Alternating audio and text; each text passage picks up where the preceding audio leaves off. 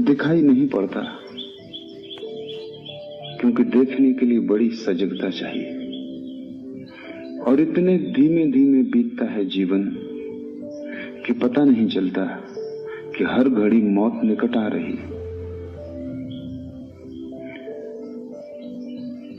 जब भी कोई मरता है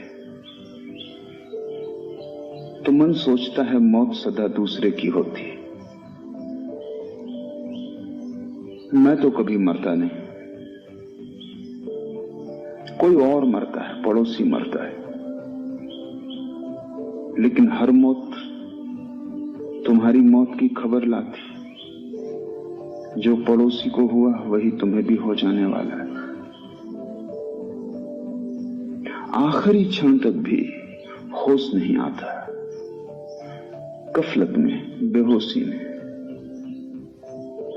अपने ही हाथ से आदमी अपने को समाप्त कर लेता है, और जो भी तुम कर रहे हो उसका कोई भी आत्यंतिक मूल्य नहीं है। कितना ही धन कमाओ, कितनी ही पद प्रतिष्ठा मिले, मौत सभी कुछ साफ कर देती, मौत सब मिटा देती। तुम्हारे बनाए सब घर ताश के पत्तों के घर सिद्ध होते हैं, और तुम्हारे द्वारा तैराई गई सभी नावें कागज की नावें सिद्ध होती, सब डूब जाता है। जिसे ये होश आना शुरू हो गया कि मौत है, उसी के जीवन में धर्म की किरण उतरती। मौत का स्मरण धर्म की प्राथमिक भूमिका है। अगर मृत्यु न होती तो संसार में धर्म भी न होता। मृत्यु है इसलिए धर्म की संभावना है, और जब तक तुम मृत्यु को झुठलाओगे तब तक तुम्हारे जीवन में धर्म की किरण न उतरेगी। मृत्यु को ठीक से समझो, क्योंकि उसके आधार पर ही जीवन में क्रांति होगी।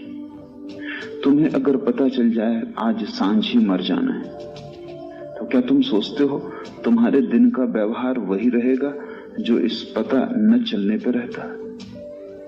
क्या तुम उसी भांति दुकान जाओगे, उसी भांति ग्राहकों का शोषण करोगे? क्या उसी भांति व्यवहार करोगे जैसा कल किया था? क्या पैसे पर तुम्हारी पकड़ वैसी ही होगी जैसे एक क्षण पहले तक थी? क्या मन में वासना उठेगी, काम जगेगा, सुंदर स्त्रियां आकर्षित करेंगी, राह से गुजरती कार मोहित करेगी, किसी का भवन देखकर ईर्ष्या होगी? नहीं, सब बदल जाएगा। अगर मौत पता चल जाए कि आज ही सांझ हो जाने वाली, तुम्हारे जीवन का सारा अर्थ, तुम्हारे जीवन का सारा प्रयोजन, तुम्हारे जीवन का सारा ढंग और शैली बदल जाएगी। मौत का जरा सा भी स्मरण तुम्हें वही न रहने देगा जो तुम हो, और तुम जो हो बिल्कुल गलत हो, क्योंकि सिवाय दुख के और तुम्हारे होने से कुछ भी फल नहीं आता। फल लगते हैं निश्चित, केवल दुख के लगते हैं। फल लगते हैं निश्चित, तुम्हारी आशाओं के अनुकूल नहीं, न तुम्हारे स्वप्नों के अनुसार।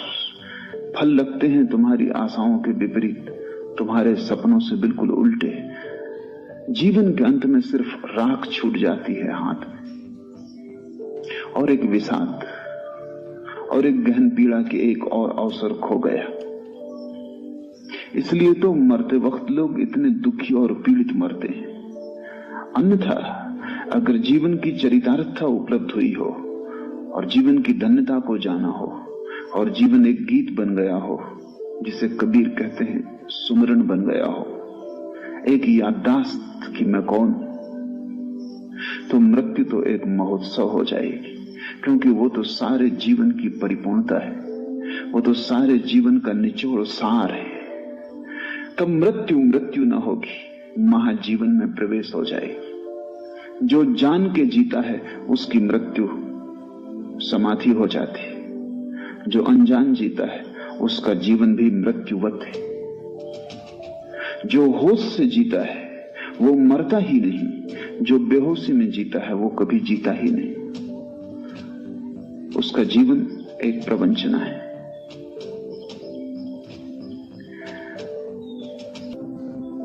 और उनके पीछे ही तुम चल रहे हो। कबीर कहते हैं, पीछे लागा जाई था लोक वेद के साथ, लोगों के पीछे चला जा रहा था। जहां लोग जा रहे थे वहीं मैं चला जा रहा था, उनका अनुसरण कर रहा था। इस बात को बिना सोचे कि वे उतने ही अंधे हैं जितना मैं हूं, बिना ये सोचे कि इस सारी भीड़ का क्या अंत होता है, आदमी भीड़ के साथ चलता है। बड़े गहरे कारण हैं, वो समझ लेने जरूरी। समाज व्यक्ति का शत्रु है। समाज तुम्हें भेड़ों की भांति चाहता है, व्यक्तियों की भांति नहीं। क्योंकि व्यक्ति के साथ ही बगावत का स्वर शुरू हो जाता है, व्यक्ति के साथ ही होश। और जैसे ही होश की पहली किरण उतरी कि व्यक्ति अपने मार्ग को खोजने में लग जाता है, फिर वो भीड़ के पीछे नहीं चलता। कितना ही सुंदर राजपथ हो, कितना ही साफ सुथरा हो, कंटकाकीर्ण न हो, फिर भी वो भीड़ की पीठ के साथ नहीं चलता। वो अपना रास्ता बनाना शुरू करता है। होश जैसे ही आया कि तुम समाज से टूट जाते हो, तुम पहली दफा स्वयं होते हो। और स्वयं होने में बगावत है, विद्रोह है, क्रांति। इसलिए कोई समाज बर्दाश्त नहीं करता व्यक्ति को। जन्म की पहली क्षण से लेकर मृत्यु की आखिरी घड़ी तक समाज व्यक्ति को नष्ट करने की कोशिश करता है, दबाता है, हर तरह से तुम्हें तोड़ता है। तुम कहीं आत्मवान न हो जाओ, क्योंकि तुम अगर आत्मवान हुए तो समाज का नियंत्रण तुम पर न हो सकेगा। अब तक किसी आत्मवान व्यक्ति पर समाज नियंत्रण नहीं कर सका, सिर्फ मुर्दों को काबू में रख सकता है।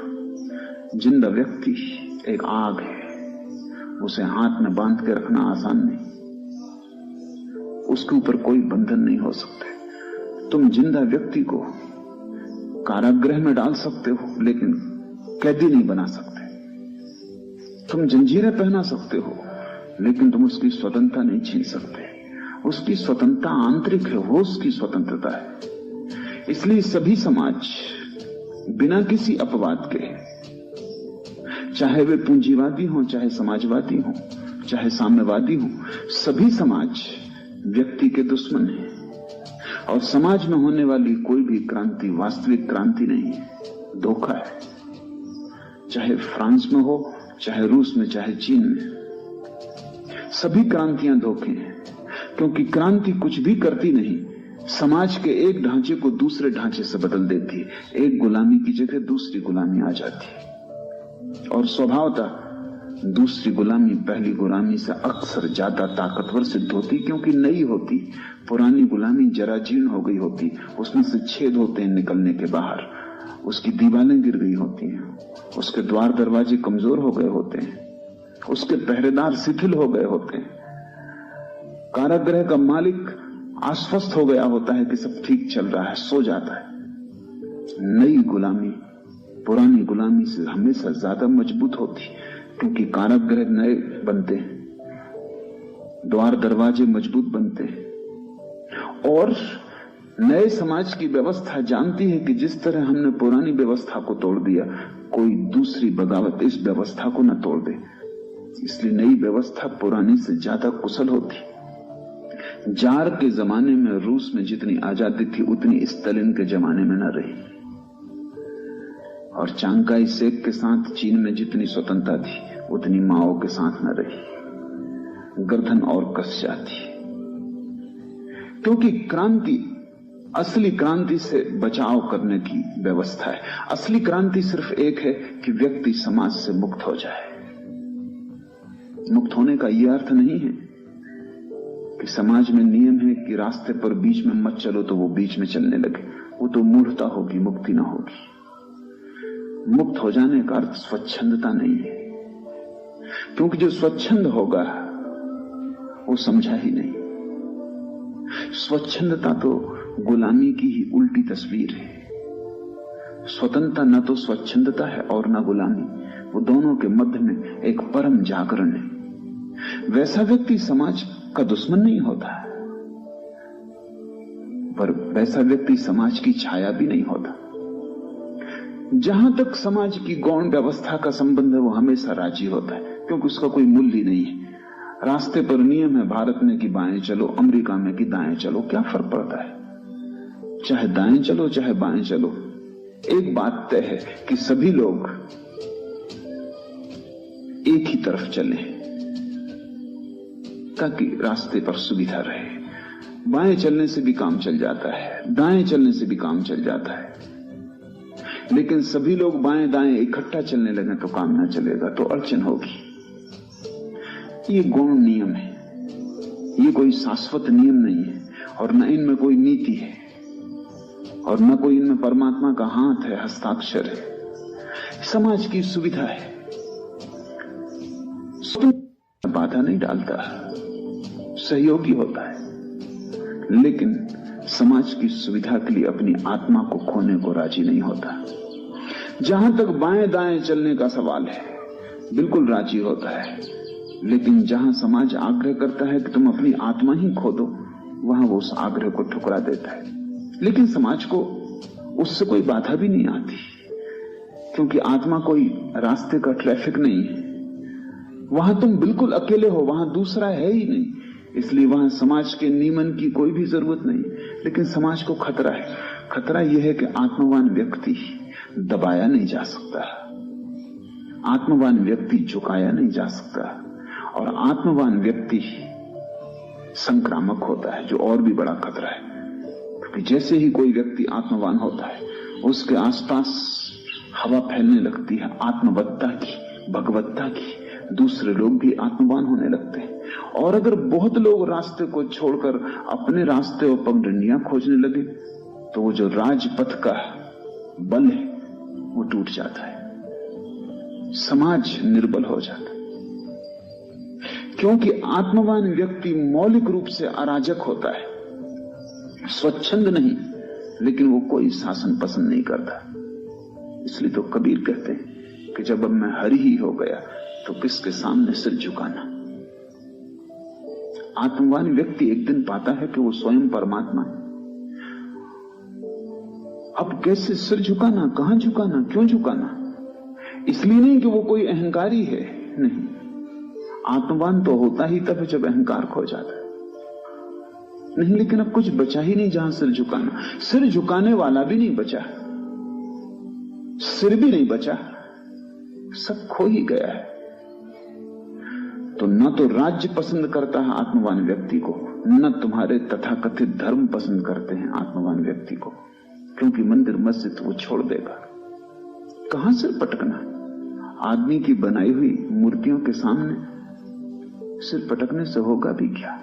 वो गुलामी के जाल है जो समाज ने सब तरफ फैला रखे। कारागृह भी उसी का कारागृह है, और जिसे तुम मंदिर कहते हो वो भी उसी का कारागृह है। जिसको तुम पुलिस का आदमी कहते हो वो भी समाज का नौकर है, और जिसको तुम पुजारी पुरोहित कहते हो वो भी समाज का उतना ही नौकर। वो दोनों ही पुलिस वाले। एक तुम्हारे शरीर के ऊपर नियंत्रण रखता है, दूसरा तुम्हारी आत्मा पर नियंत्रण रखता है। तुम छूट न जाओ। और जैसा मैंने कहा, जन्म के पहले क्षण से समाज का हस्तक्षेप शुरू हो जाता है तुम्हें मारने का।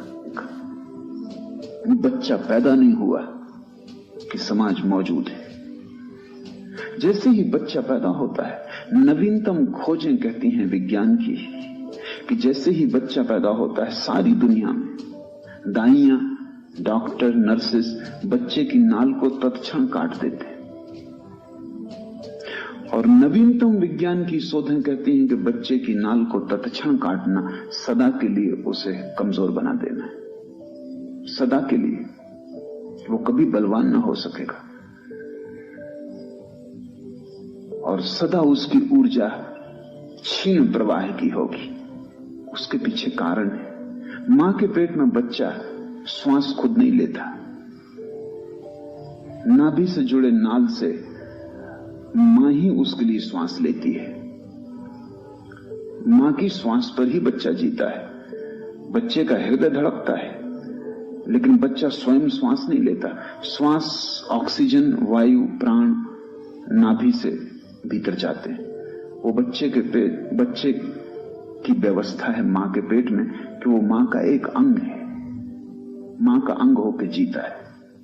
जैसे ही बच्चा मां के पेट के बाहर आया, एकदम से श्वास नहीं ले सकता, क्योंकि नए यंत्र को चलने में थोड़ा वक्त लगेगा। भीतर एक बड़ी रूपांतरण घटेगा। अभी तक नाभि से सांस ली थी, अब नाक से सांस लेगा। एक नई व्यवस्था शुरू होगी। इसमें कोई 5 मिनट 7 मिनट लगते हैं, लेकिन हम बच्चे की नाल तत्क्षण काट देते हैं, जबकि बच्चा मां से अभी नाल के द्वारा सांस ले ही रहा था।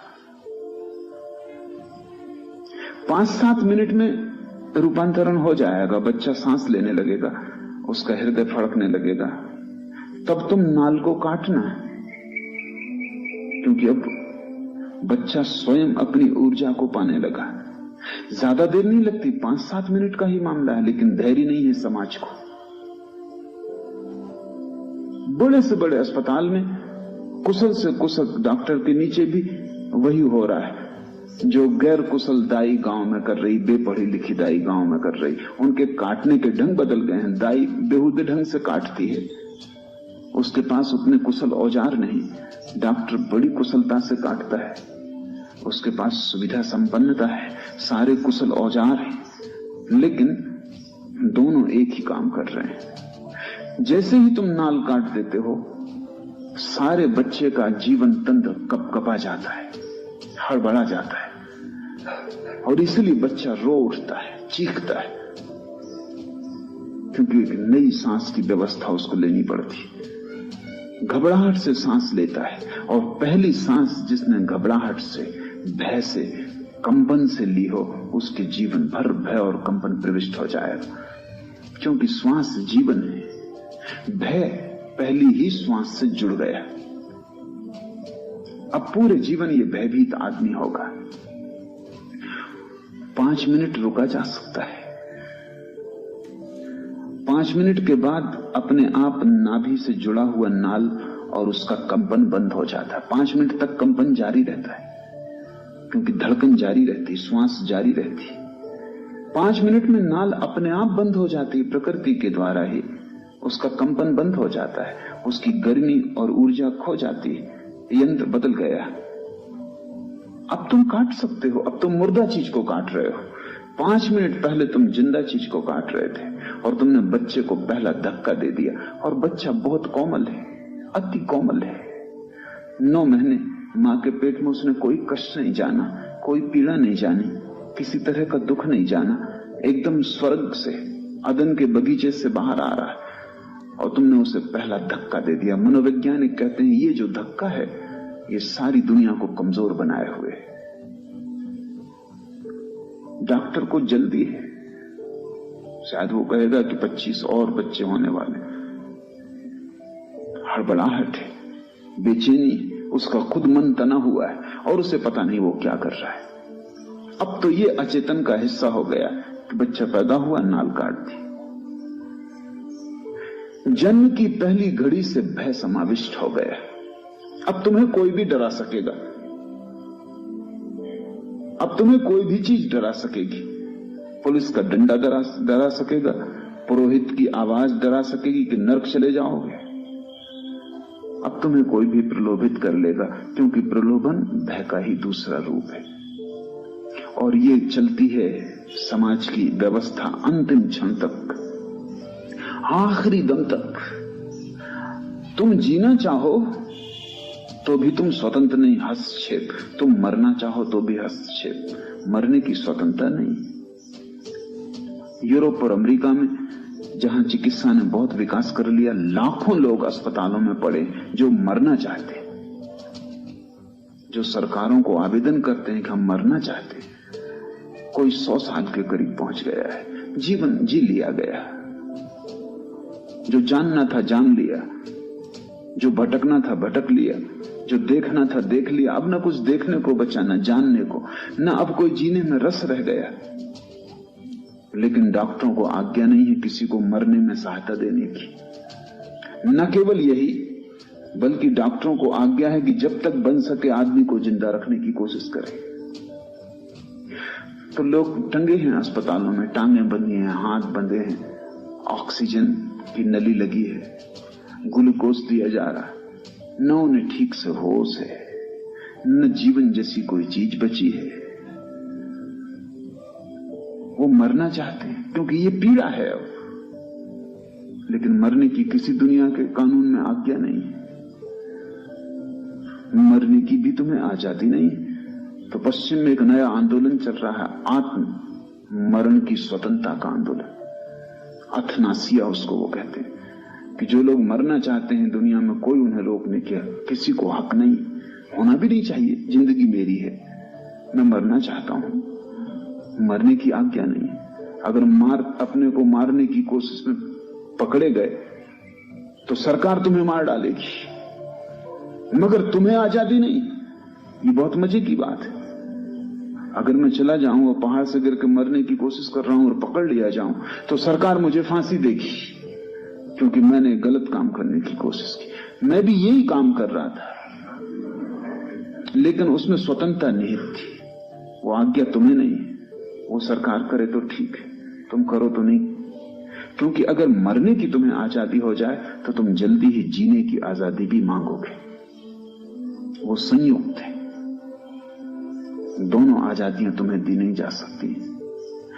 पैदा हुआ बच्चा की समाज की पूरी चेष्टा है कि वो समाज का अनुकरण करे, अनुसरण करे, पीछे चले, हमेशा आगे देख ले कि कोई पीठ है या नहीं। अगर कोई पीठ ना हो तो ठिठक के खड़ा हो जाए, खतरा है, गलत रास्ते पे जा रहा हूं। जब तक आगे पीठ दिखाई पड़ती रहे तभी तक रास्ता ठीक है।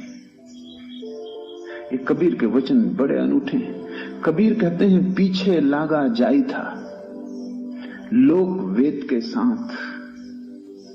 समाज यानी लोक और वेद यानी शास्त्र, दो के पीछे चला जा रहा था।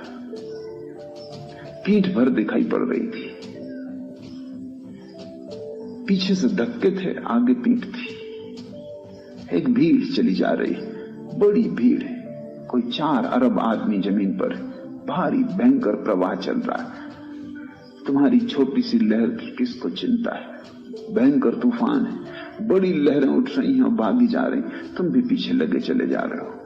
सोचते हो कि जब तक पीठ दिखाई पड़ती है सब ठीक ही होगा।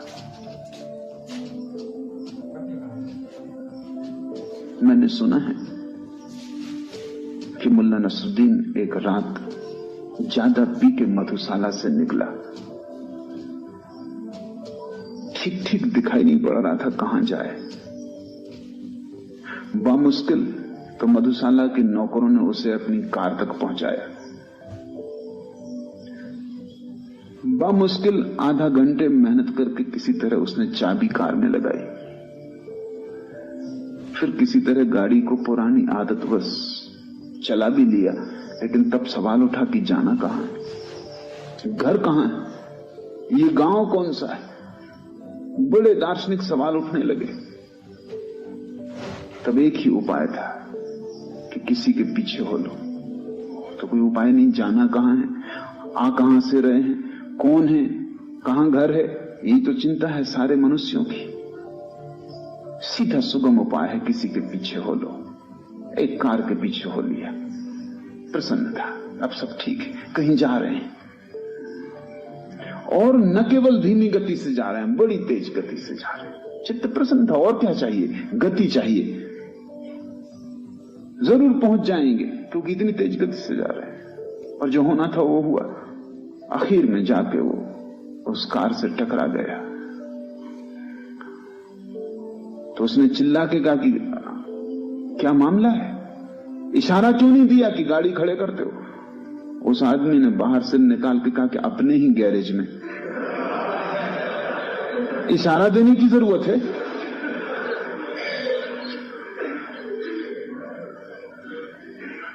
पीछे लगा जाई था लोक वेद के साथ। वही गति तुम्हारी है, किसी के पीछे लगे जा रहे हो। पीछे इसलिए नहीं लगे हो कि जो जिसके पीछे लगे हो वो जानता है, पीछे सिर्फ इसलिए लगे हो कि तुम नहीं जानते हो कि कहां जाना है। और जब तुम नहीं जानते हो तो तुम किसी के भी पीछे लगो कैसे पहुंच जाओगे। और तुम थोड़ा ये भी तो विचार करो कि वो दूसरा भी किसी के पीछे लगा है। तुम अपनी पिता की मान रहे हो, तुम्हारे पिता उनके पिता की मानते रहे, उनके पिता उनके पिता के मानते रहे। तुम थोड़ी यात्रा करो पीछे की तरफ तो तुम पाओगे कि सभी लोग एक दूसरे के पीछे लगे और कौन कहां पहुंचता है। इस जगत में थोड़े से लोग कहीं पहुंचते हैं, वे वही लोग हैं जो किसी के पीछे नहीं चलते। बुद्ध कहीं पहुंचते हैं क्योंकि लोगों के पीछे नहीं चलते। बेहतर है ना चलना, बेहतर है बैठ जाना, बेहतर है निश्चित कर लेना ठीक से कि जाना भी है या नहीं। साफ हो गंतव्य तो थोड़ी ही यात्रा है मंजिल तक।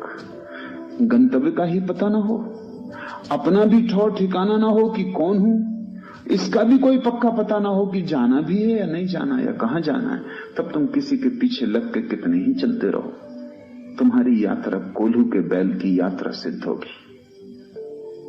चलोगे बहुत, पहुंचोगे कहीं भी नहीं।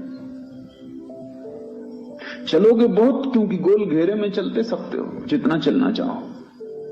थकोगे रोज, सांझ थक के फिर गिर जाओगे, सुबह उठ के फिर लोकवेद के साथ हो जाओगे। लोक मौजूद भीड़ और वेद जो भीड़ जा चुकी, मुर्दों की भीड़।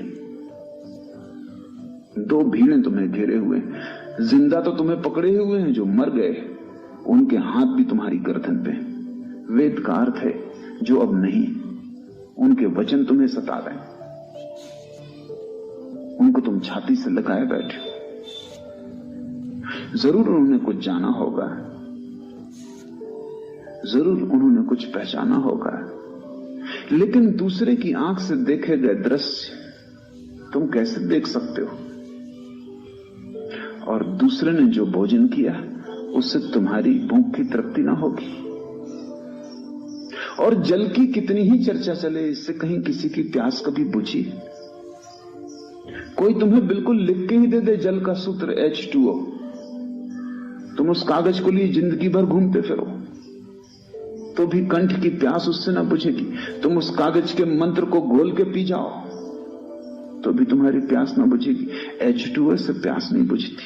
H2O यानी वेद। जिन्होंने जाना उन्होंने सूत्र लिख दिए, लेकिन किसी सूत्र में उनका ज्ञान समाविष्ट नहीं होता। कोई सूत्र जो उन्होंने जाना है उसे प्रकट नहीं कर सकता। कोई शब्द सत्य को प्रकट करने में समर्थ नहीं। यही फर्क है सद्गुरु और वेद में। वेद सद्गुरुओं के वचन है, लेकिन सद्गुरु जा चुका, अब खाली वचन रह गए। ऐसा समझो कि सांप तो जा चुका, उसकी खोल पड़ी रह गई है। ऐसा समझो कि बुद्ध तो जा चुके, उनके चरण चिन्ह रेत पर बने रह गए, तुम उन चरण चिन्हों पर सिर रखे पड़े हो।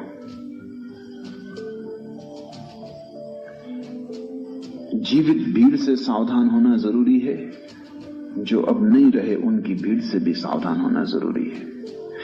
वस्तुतः जो नहीं रहे उनकी पकड़ और भी गहरी है, क्योंकि वे तुम्हें दिखाई भी नहीं पड़ते। उनसे तुम बचना भी चाहो तो कहां जाओ, वो बाहर नहीं है, वो तुम्हारे भीतर। हिंदू पैदा होते से ही वेद की पूजा में लग जाता है, मुसलमान पैदा होती से कुरान को रटन में लग जाता है, जैन पैदा होती से महावीर को कंठस्थ कर लेता है। अब ये जो लकीरें छूट गई हैं जमीन पर,